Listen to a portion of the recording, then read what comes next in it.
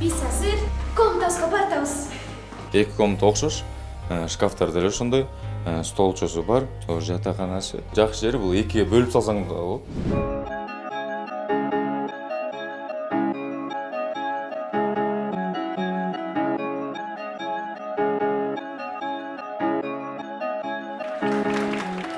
Курман күнүңүздөр, урматтуу достор, урматтуу нарындыктар. Биз Кыял кербенин Нарын шаарынан баштайбыз. And my special thanks to the Bayrak Group and the whole production team. Сиздер деген окшош эле окуучумун. Анан Борбордук Азия университетине тапшырдым. Азыр мен өзүм Борбордук Азия университетине алканда эле көптөгөн проекттер менен иштеп жатам. Жашоо бул сапар, өмүр бул бир саякат десек, билим бул ошол саякатка кеткен билет десек болот.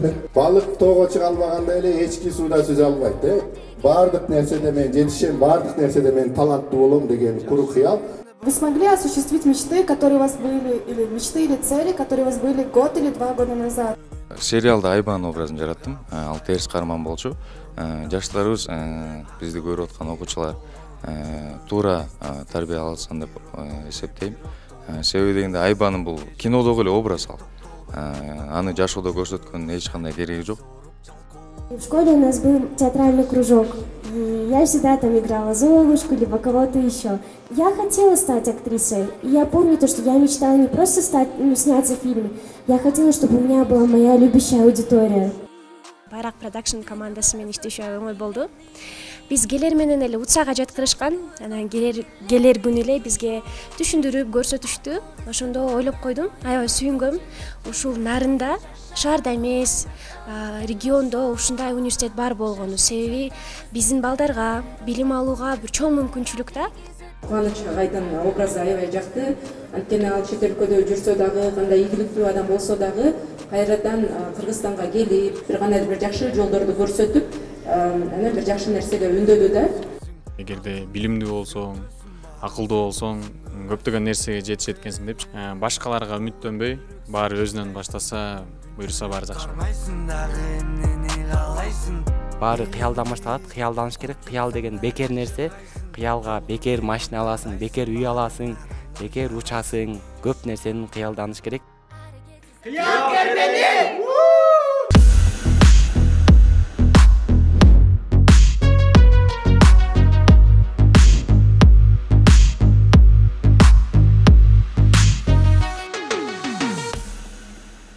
Салам достор, Кыял кербенин экинчи күнү биз Каракол шаарына келдик. Бул жакта сонун иш-чара болот. Билим жөнүндө, кыял жөнүндө сөз кылмакчыбыз.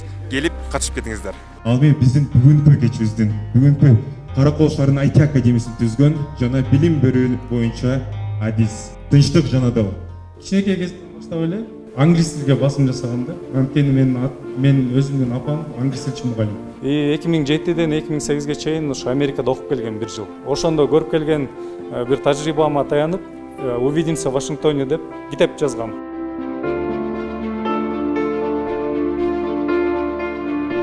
Мен негизи эле окууну бүткөндөн кийин билген эмесмин ким болгонун. Китепти алып, улам окуп, жаттап жүргөм да. Көрсө жаттабаш керек. Я очень благодарен за то, что провели этот тренинг у нас в Караколе. Бул жерде көбүнчө ошо идея тууралуу сүйлөшкөнүбүз мага абдан жакты. Канткенде ошо англис тили, IT, билим өзүбүздү өнүктүрүү аркылуу кантип бактылуу жашоого жетсек болот, ошол темалар тууралуу көп сүйлөштүк да.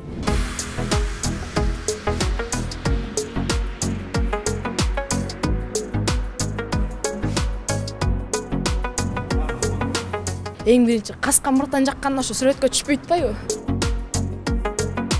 Салам достор, биз бүгүн Кыял кербени менен Токмок шаарына келдик. Бул жакта дагы сонун маек кылып, силерге мотивация беребиз. Келип катышып кетиңиздер.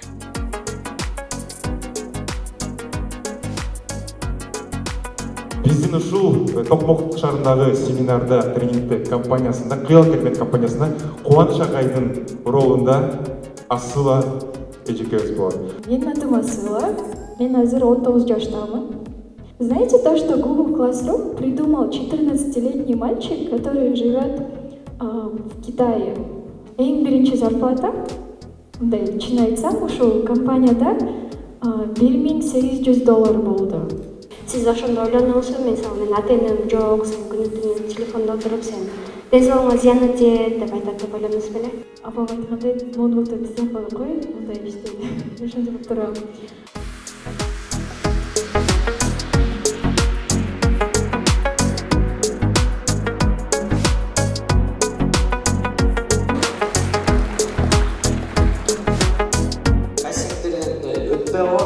Возможность болбой алаткан. Ушул акыркы жолку кастинг болсун, ушундан өтсөң өттүм, өтпөсөң болду. Актриса каалабай эле койдум. Макул деп бардым. Актер болуш үчүн кастингде эле барып чектелбеш керек. Балким кастингди өткөрүп аткан адамдардан эмес, өзүңдө да болушу мүмкүн да. Өзүңдү өнүктүрүшүң керек.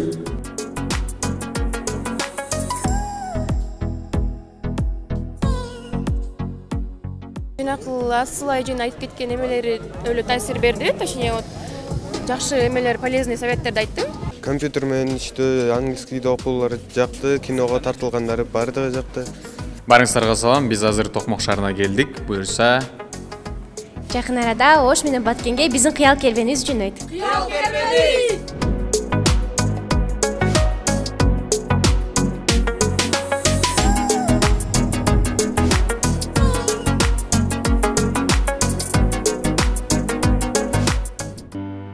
Кыял кербени Баткен шаарына келди. Өрүкзар, Айгүл деген сонун нерселерге атактуу болгон Баткен жери.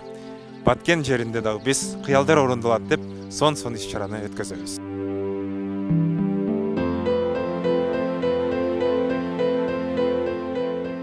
Акыркы сабак деген сериалды баарыңар көрдүңөрбү? Сонун. Мен Таутчи, ошол айылда төрөлүп өсүп, окуп, анан ошол Америкага барып, айтини окуп, айтишник болуп, англис тилин үйрөнүп, анан бүгүнкү күндө көптөгөн компанияларды негиздеп, биздин Бишкекте чоң айти школабыз бар. Кайсыл жактан англис тилди үйрөнүп келгенди деп аткан болсоңор, эң биринчи ар бириңер өзүңөрдүн үйрөнүү методикаңарды билгиле.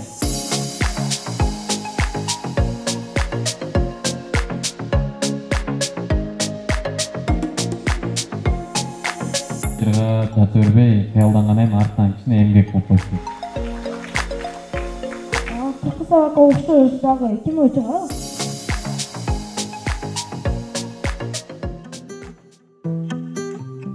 Кинода эле мотивация бербей, өздөрүнүн жашоодо дагы бизге чоң мотивацияларды берди деп. Эсен Ниязов аттуу агайыбыз келип, өзү жөнүндө көптөгөн маалыматтар берди.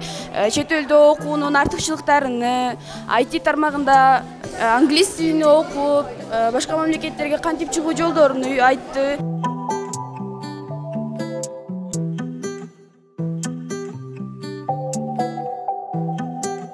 Кыргызстанга келип, Ошко кайтып, Купуев академиясын ачкан, агартуу жолуна түшкөн Асель Купуеваны сахнага чакырабын. И эта программа, она полностью поменяла мой мир. Английский знать очень-очень-очень важно, да, потому что, зная его, который открывается образовательные двери во всем мире. Мен мектепте андай бала эмес болчумун. Мектепке түз барчумун, түз келчүмүн. Баламда карап туруп, бизде андан да жаман нерселер болгон деди да. Ошол сөздү уккандан кийин мен абдан андан бетер жаман болдум. Балдар ушул фильмди көргөндөн кандайдыр бир өзүнүн жашоосун өзгөртүүгө аракет кылган балдар болсо, анда кино өзүнүн максатына жетти деп ойлойм. Ким айтты пилот боло албайсыңар? Ким айтты силер милиционер боло албайсыңар деп? Эгерде жүрөгүңүздөр ошону эңсеп турса, каалап жатса, билимге умтулуңуздар демекчим. Ушу кинонун мааниси биздин проекттин мааниси менен айкалышып келет экен да. Ой жеткен жерге кол жетет. Бул Нурсултан акындын эң негизги идеясы. Силер өзүңүздөр ой жүгүртүп, өзүңүздөр кыялдан алсаңыздар, ошондо гана ошого жетесиңер. Ата-энелер балдарына жакшы маани берүүсү керек деп ойлоп калдым. Ага бул сериалдан Перинин каарман образы жакты. Канчалык кыйынчылыктар болсо да ага аракет кылып баштады. Мен дагы өзүмө ушундай максат кылдым. Биз кыял кербени менен бирге Ош Берекелүү шаарына келдик. бул жакта сонун атмосфера, сонун маек жана сонун суроолор үчүн чоң рахмат. Ал эми биздин сапарыбыз Жалбат шаарында уланмакчы. Жашы кыйын деп ойлогом, колумдан келбейт деп божомолдоп корудум. Жидегүл эже өзүнүн билим күчү менен кандай ийгиликтерге жеткенин айтып бересиз? Ушул эле Жалабаттын тоолуу аймактарынан Арсланбап жакта Каба деген айылдан болом. Ишенсеңиздер 9-класска чейин мен орус тилди, англис тилди, немес тилди бирин да билчү эмесмин. Азыр окубасам мен кийин окубай калам деп каттуу туруп атып, ата-энеме каршы чыгып атып, анан окууга тапшырганмын. Кандай ойлойсуз, эгер туризм жакшыбы, эгер же фармацевт жакшыбы? Өзүңө жаккан нерсени алып кетсең, андан просто удовольствие аласың, иштебейсиң да. Акысыз керек шегелери, дүйнөгө өзгөртмө милени, жашымды өзгөрткүн. Бир кызды издеп жатышат, сен аябай ушуга дал келесиң деп. Мен болсо, койчу, мени толтура режиссер көрүп мени алган жок. Руслан Акун алмак беле деп такыр болбой койгом да.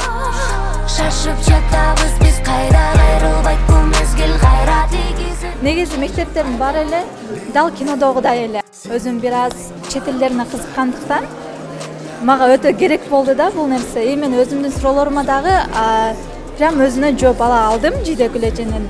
Ошол английскийден эле 3 тетрадь баштап туруп, үйрөнгөнүңө жана жазып атканыңа, ошого окшоп сүйлөм түзгөндөрүңө, ошол мага чоң жардам берди. Шашып жатабыз биз кайда, кайрылбайт бул мезгил кайра тийгизет бул чечим пайда.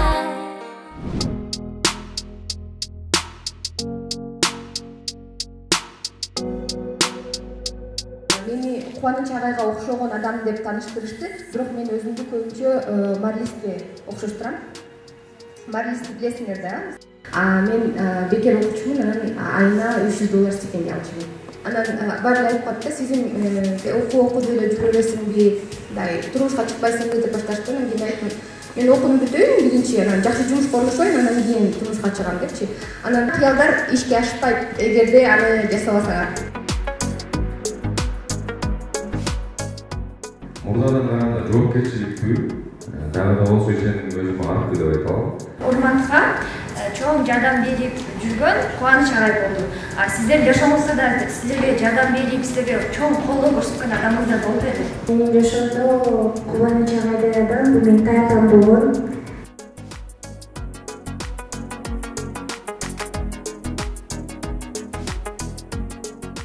Бул кинонун биринчи мен атам көрдүм. Анан атам мага сунуштады, ушуну көрсөң аябай кызыктуу экен деп. Сезим эже айтып кетти башынан, буну башынан эч ким колдогон эмес экен, жалгыз эле бир англис тилин берген мугалим колдочу экен да. Анан ошол мугалимдин айтканын угуп, бул ошо кыялдарына жетип туруп өзүн чуркаптыр да. Мен да курстарга жазылып баштадым. Англис тили сабагына, анткени мен стюардесса болгум келет. Дворник да бул англис тилин үйрөнүп алса жакшы да болчу, өзүнө пайда да.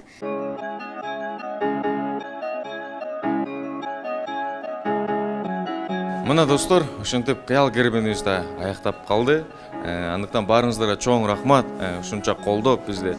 Мен ойлойм, бул тренингибиз, бул кербенибиз баарыбыз үчүн, сиздер үчүн да, биздер үчүн дагы эң пайдалуу болду деп. Жана 7 облустан 7 спикерди көрүү аябай бир кубанычтуу сезим болду.